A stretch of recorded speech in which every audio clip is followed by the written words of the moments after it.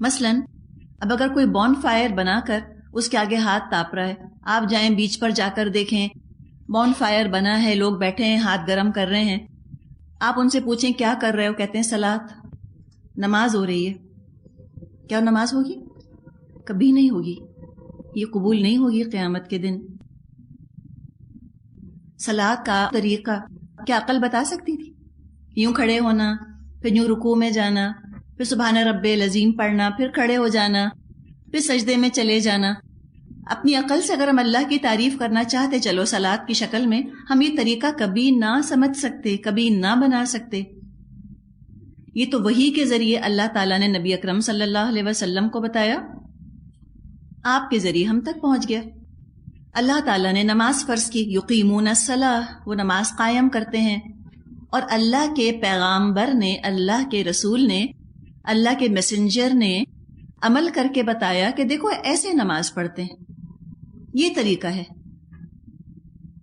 حدیث میں آتا ہے، آپ نے فرمایا صلو کما رأیتمونی اصلی، تم اس طرح نماز پڑھو جیسے تم مجھے نماز پڑھتے ہوئے دیکھتے ہو. اس کے علاوہ کوئی اور طریقہ قابل قبول نہ ہوگا. نہ آرڈر چینج کر سکتے ہیں، نہ کنٹینٹ چینج کر سکتے ہیں، نہ ترتیب بدل سکتے ہیں، نہ اوقات تبدیل کر سکتے ہیں، نہ جو نماز میں پڑھا جا رہا ہے وہ تبدیل کر سکتے ہیں. ہم باؤنڈ ہیں. نماز میں ہم کچھ ایکشنز کرتے ہیں، کچھ ورڈز بولتے ہیں، یعنی حرکات کا اور الفاظ کا مجموعہ ہے نماز. نبی اکرم صلی اللہ علیہ وسلم نے فرمایا الصلاۃ عماد الدین، نماز دین کا ستون ہے، پلر ہے. کبھی ہم کھڑے ہو جاتے ہیں، کبھی ہم بیٹھ جاتے ہیں، کبھی ہم جھک جاتے ہیں. اب دیکھا جائے تو کل زندگی انہی مختلف ایکشنز کا نام ہے. زندگی دراصل کیا ہے؟ کیوں نہ ہم نماز ہی سے سیکھیں. نماز ہمیں زندگی گزارنے کا پورا طریقہ بتا رہی ہے. نماز میں اللہ کی اطاعت کا، اللہ کی اوبیڈینس کا رنگ بہت گہرا ہوتا ہے. ہم بول سکتے ہیں، ہماری زبان کام کر رہی ہوتی ہے، لیکن ہم نماز میں نہیں بولتے. کیوں؟ کس نے روکا؟ کون ہمیں جیل میں لے جا کر ڈال دے گا اگر ہم نماز میں بولنے لگ گئے؟ کوئی نہیں. اپنی آزاد مرضی سے ہم نہیں بولتے کہ اللہ نے منع کیا، ہم نماز میں نہیں بول سکتے. بھوک لگ رہی ہے، بہترین کھانا سامنے رکھا ہے، نماز میں کوئی نہیں کھائے گا، اس لیے کہ اللہ تعالیٰ نے منع فرمایا. تو اتنے ہم شدت کے ساتھ اللہ کی اطاعت کر رہے ہوتے ہیں، اس وقت جمے ہوئے ہوتے ہیں اللہ کی اطاعت پر. جب جائے نماز سے اٹھیں تو اس احساس کو، اللہ کی اطاعت کے اس رنگ کو جانماز کے ساتھ نہیں لپیٹ دینا، بلکہ پوری اپنی عام زندگی پر بھی اس احساس کو پھیلانا ہے، اللہ کی اطاعت کے احساس کو. وہی کچھ بولنے کی کوشش کریں جس سے اللہ راضی ہو، وہی کچھ کرنے کی کوشش کریں جس سے کہ اللہ راضی ہو. لیکن یہ تو بڑی آئیڈیلسٹک بات ہے نا، ایسے ہوتا تو نہیں. کیوں نہیں ہوتا؟ مثال سے یوں سمجھیں کہ گاڑی ہے آپ کی، پیٹرول پمپ پر اس کو لے جا کر آپ نے گاڑی کو کھڑا کیا، پیٹرول پمپ سے پھر آپ باہر نکلے، لیکن گاڑی نہیں چل رہی. کیا ہوا؟ گاڑی لے جا کر پیٹرول پمپ پہ کھڑی تو کر دی، لیکن جس مقصد کے لیے اس کو وہاں پہ کھڑا کیا تھا وہ مقصد ہی یاد نہ رہا. خالی ٹینک لے کر گئے تھے، خالی ٹینک لے کر واپس آ گئے. تو بالکل اسی طرح ہمارا کیا ہوتا ہے کہ دن میں 5 دفعہ ہم جائے نماز پر جا کر کھڑے تو ہو جاتے ہیں، لیکن یاد نہیں رہتا کہ کیا مقصد ہے یہاں آنے کا، کیوں آئے ہیں، کیوں جائے نماز پر کھڑے ہوئے. اللہ تعالیٰ نے نماز کا مقصد بتایا ہے، اقم الصلاۃ لذکری، تم نماز قائم کرو میری یاد کے لیے، لذکری، میری یاد کے لیے. ہمیں یاد ہی نہیں رہتا کہ ہم نماز پڑھ کیوں رہے ہیں. بے شعوری کے ساتھ انکانشیسلی پڑھ لی. جو جب نماز میں ہم انکانشیس ہوتے ہیں تو باقی زندگی میں بھی غفلت ہی غفلت ہے. جب عین نماز کی حالت میں اللہ یاد نہ آیا تو باقی زندگی میں کہاں یاد آئے گا. ہمیں یاد رہنا چاہیے کہ ہم ہر حال میں اللہ کی نظر میں ہیں، خاص طور پہ نماز کی حالت میں. اذان کے الفاظ حی علی الفلاح، آؤ فلاح کی طرف، آؤ فلاح کی طرف. اس نماز کے ذریعے سے اللہ ہم کو دین اور دنیا کی بھلائیاں دینا چاہتا ہے. میرا ذاتی فائدہ ہے, میرے پرسنل گین ہے نماز پڑھنے میں. اب تو سائنس نے بھی بہت کچھ ثابت کر دیا کتنے فائدے ہیں نماز کے اور کتنے فائدے ہیں وضو کے. واٹر تھراپی کی بات کی جاتی ہے کہ جب انسان پانی اپنی جلد پر لگاتا ہے, اپنی اسکن پر لگاتا ہے, یہ اس کو ریلیکس کر دیتی ہے چیز. پھر وضو میں آپ دیکھیں ہم ایسی جگہوں پر ہاتھ رکھتے ہیں جہاں عام زندگی میں نہیں رکھتے. مثال کے طور پہ کان کے اندر یا کان کے پیچھے یا ناک کے اندر جو پانی چڑھایا جاتا ہے, اس کے کتنے فائدے ہیں. سانس کے ذریعے جو جرمز جاتے ہیں وہ ناک میں یہاں اوپر آ کر بیٹھ جاتے ہیں, جمع ہو جاتے ہیں. ہم جب پانی چڑھاتے ہیں تو ہماری ناک اندر سے دھل جاتی ہے. جو کان کو ہم پیچھے سے صاف کرتے ہیں, سائنس نے ثابت کیا کہ امیون سسٹم ایکٹیویٹ ہوتا ہے, جو نظام دفاع ہے ہمارا اس کو فائدہ ملتا ہے اس سے. وضو کرنے سے چہرے پر جھریاں بھی نہیں پڑتی. آپ دیکھیے, آپ کبھی باہر کے ملکوں میں ان کی خواتین کو دیکھیے جو کہ مثال کے طور پہ 60 یا 70 سال کی ہیں, ان کی آپ سکن کا ٹیکسچر دیکھیے, ان کی جلد دیکھیے, اور آپ آ کر اپنے خاندان میں کسی خاتون کو دیکھیے جو 60-70 سال کی ہیں, جو کہ نماز پڑھتی ہیں پابندی سے, ان کی سکن کو آپ دیکھیے, آپ کو بڑا فرق لگے گا. اتنی رنکلز, اتنی جھریاں نہیں پڑتی, جلد میں چمک بھی رہتی ہے, شائن رہتی ہے سکن کے اوپر وضو کرنے سے. پھر نماز کی جو الگ الگ پوزیشنز ہیں, آج کل لوگ مینٹل ٹینشن, اعصابی تناؤ, اس کی بہت شکایت کرتے ہیں, اور اس کے علاج کے طور پہ بہت سی ایکسرسائزز بتائی جاتی ہیں. میڈیٹیشن کریں, مراقبہ کریں. تو میڈیٹیشن کیا ہے؟ آپ ریلیکس ہو جائیں, اپنے ذہن کو کسی پوائنٹ پر فوکس کریں. یوگا کریں, یہ سب چیزیں ریلیکس کر دیتی ہیں. تو مسلمانوں کو تو دن میں 5 دفعہ یہ ایکسرسائز کروائی جا رہی ہے نماز کے ذریعے سے ریلیکس کرنے کے لیے. جھکنا, پھر گردن کو دائیں اور بائیں موڑنا, بہت اچھی ایکسرسائز ہے. اسی طرح پاؤں کو انگوٹھے پر کھڑا کرنا, جو پاؤں کو کھڑا کرتے ہیں جب بیٹھتے ہیں, انگوٹھا کھڑا کرتے ہیں, وہ بہترین ایکسرسائز ہے انسان کے نروز کو ریلیکس کرنے کے لیے. سجدے میں جانا, خون کی سپلائی دماغ میں جاتی ہے, بہترین چیز ہے. اب اگر کوئی یوگا کرتا ہے یا میڈیٹیشن کرتا ہے تو کبھی ہم نے سنا کہ وہ کہتا ہے اب جلدی سے یوگا کر کے آتی ہوں, میں جلدی سے میڈیٹیٹ کر کے آتی ہوں. تو ٹینشن کے ساتھ کبھی میڈیٹیشن ہوتا ہے؟ میڈیٹیشن تو ٹینشن کا علاج ہے. تو نماز کے بارے میں کبھی ہم کہتے ہیں جلدی سے پڑھ کے آتی ہوں, اکثر کہتے ہیں. دنیا کا فائدہ بھی نہ حاصل ہوا, اقیم الصلاۃ لذکری کو تو ایک طرف چھوڑ دیں, دنیا کا فزیکل بینیفٹس بھی ہم نے کھو دیے, مقصد ہی فوت ہو گیا. دنیا کی ساری فکروں کو, دنیا کے خیالات کو ایک طرف رکھ دیں, اللہ کی طرف توجہ کو مرکوز کریں, ایک پوائنٹ پر فوکس کریں, اللہ کی ذات پر. ریلیکس ہو جائیں گے انشاءاللہ تعالی. پھر دیکھیں واقعی یہ نماز کتنا فائدہ دیتی ہے. آپ نے کبھی نوٹ کیا ہوگا کہ نماز سے پہلے کتنی نیند آ رہی ہو, کتنی سستی آ رہی ہو, نماز کے بعد طبیعت بالکل فریش ہو جاتی ہے, چاق و چوبند ہو جاتی ہے, نیند ہی بھاگ جاتی ہے. نبی اکرم صلی اللہ علیہ وسلم ارشاد فرمایا کرتے تھے, اقم الصلاۃ یا بلال, اے بلال نماز قائم کرو, ارحنا بہا, ہمیں اس سے راحت پہنچاؤ. یہ نہیں کہ اذان سن کے پھر اذان ہو گئی, طبیعت میں بھاری پن, پھر نماز پڑھنی ہے, یہ نہیں. ارحنا بہا, ہمیں راحت پہنچاؤ. جس کی اپنی ضرورت بن جائے نماز, وہ تو بہت خوش ہو نماز سے. نماز کے ساتھ خوشی کا احساس, اس کو شعوری طور پر انشاءاللہ پیدا کرنے کی کوشش کرنی ہے. اور وہ جب ہوگا جب ہم نماز کو انجوائے کریں گے. ہمیں نماز کو انجوائے کرنا ہی نہیں آتا, تو نماز کو انجوائے کریں. جب آپ ریلیکس ہوں گے نماز میں, جب آپ بے فکر ہوں گے نماز میں, جب اپنی ساری پریشانیاں اللہ کے حوالے کر دیں گے, تو پھر آپ دیکھیں نماز میں کتنا مزہ آتا ہے. وقت پر پڑھیں, توجہ سے پڑھیں, سمجھ کے پڑھیں, بہت مزہ آئے گا. تو بہت سے فوائد وضو کے نماز کے دنیا میں بھی ہیں, میڈیکل سائنس نے ہمیں بتا دیے, لیکن اصل صلہ تو اس کا بہرحال آخرت میں ملنا ہے.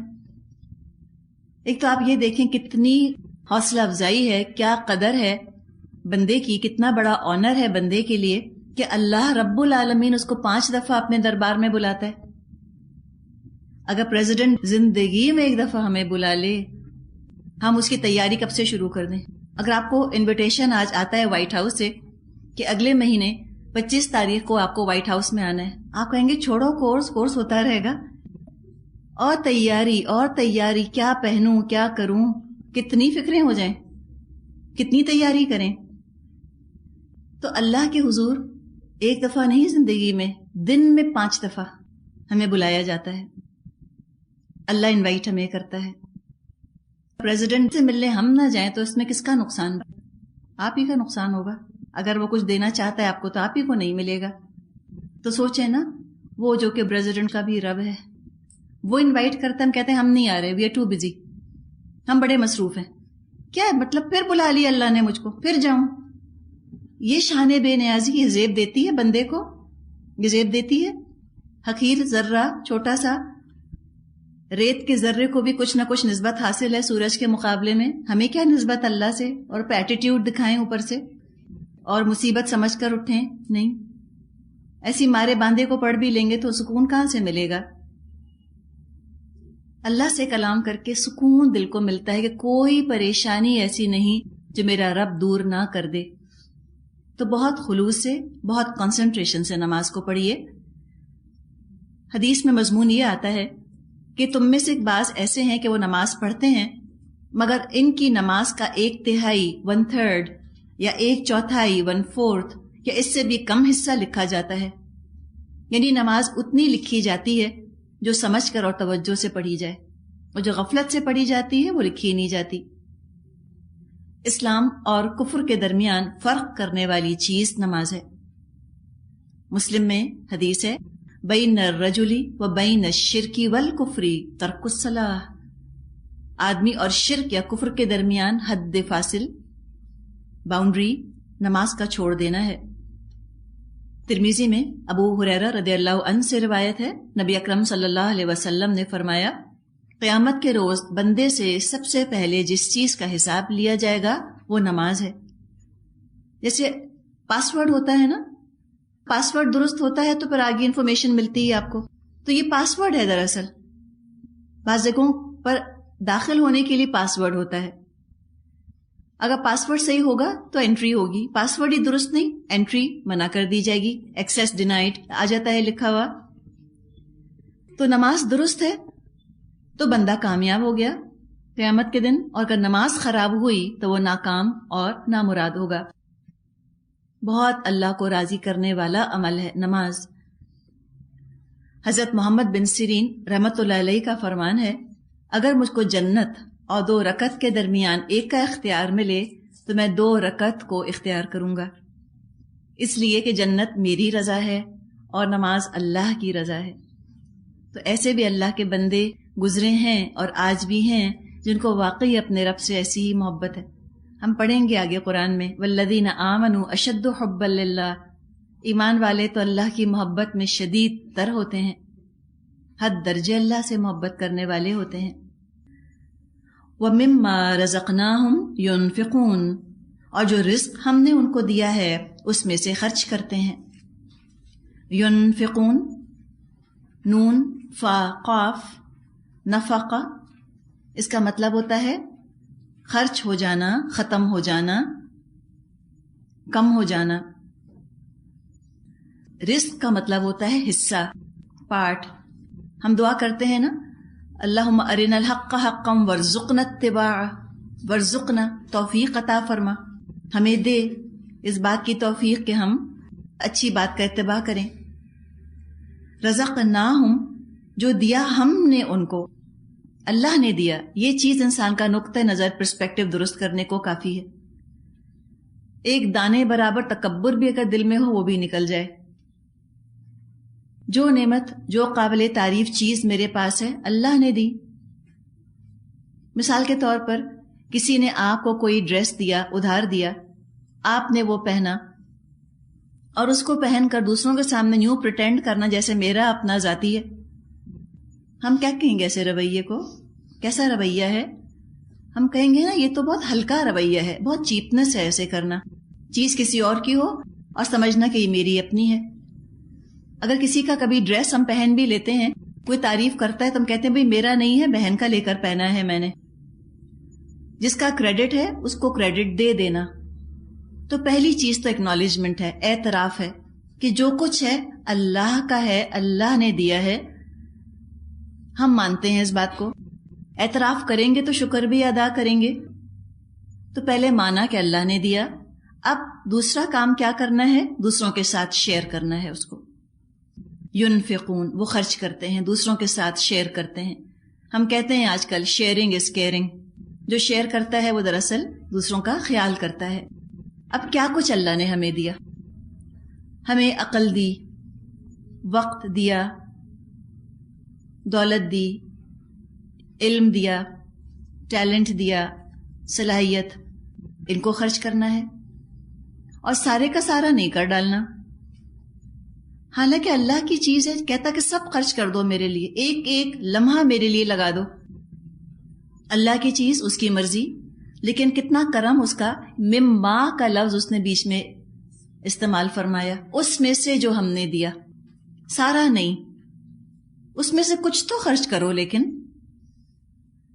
اور جو بھی ہم خرچ کرتے ہیں اپنی نعمتوں میں سے، وہ ہمارے ہی جیسے انسانوں کے پاس جاتا ہے، ہمارے ہی رشتہ داروں کو، ہمارے ہی معاشرے کے پسے ہوئے دبے ہوئے طبقوں کے پاس جاتا ہے، محروم ڈپرائیوڈ لوگوں کے پاس جاتا ہے.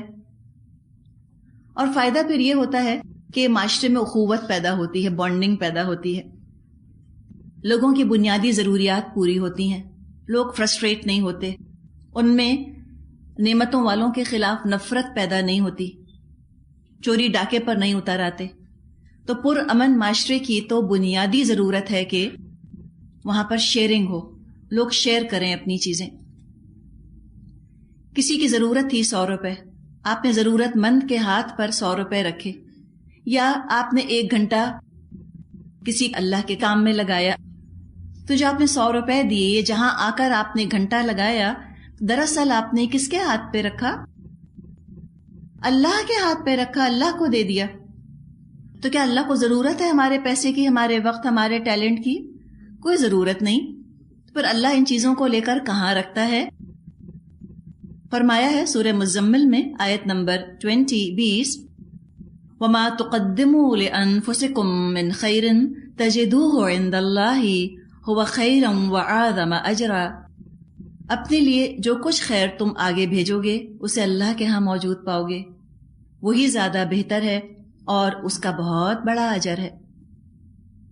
اللہ رائی کے دانے جتنی نیکی کو لیتا ہے اگر خلوص سے کی گئی ہو، اور اس کو بڑھاتا ہے بڑھاتا ہے بڑھاتا ہے، پورا باغ بنا دیتا ہے. تو یہاں چھوٹی سی نیکی ہم اللہ کے ہاتھ پہ رکھتے ہیں، جب واپس وہاں ہم کو ملے گی وہ چھوٹی نہیں ہوگی، بہت بڑی ہو چکی ہوگی. کسی کو کچھ دیتے ہیں تو نفس اور شیطان دل میں خیال ڈالتا ہے کہ اوہو یہ تو ہمارے ہاتھ سے چلا گیا، کم ہو گیا، نقصان ہو گیا، لاس ہو گیا. I spent so much time, I spent so much money. میں نے 3 گھنٹے خرچ کر دیے، 300 روپے خرچ کر دیے. لاس نہیں ہوا. رحمان نے ہمیں کیا بتایا؟ بہت اچھا انویسٹمنٹ کیا، اپنے ہی لیے کیا، تمہارے ہی پاس لوٹ کر آئے گا، 3,000 گنا بن کر آئے گا تمہارے پاس. تو جس کے ہاتھ پر آپ نے کچھ پیسہ رکھا، اس کی ضرورت پوری ہو یا نہ ہو، اس کا فائدہ ہو یا نہ ہو، آپ کا فائدہ ضرور ہو گیا. آپ نے جو دیا وہ لوٹ کر اب آپ ہی کے پاس آئے گا. وَالْآخِرُ دَعْوَانَا أَنِ الْحَمْدُ لِلَّهِ رَبِّ الْعَالَمِينَ. سبحانك اللهم وبحمدك نشهد أن لا إله إلا أنت نستغفرك ونتوب إليك. السلام علیکم ورحمۃ اللہ وبرکاتہ.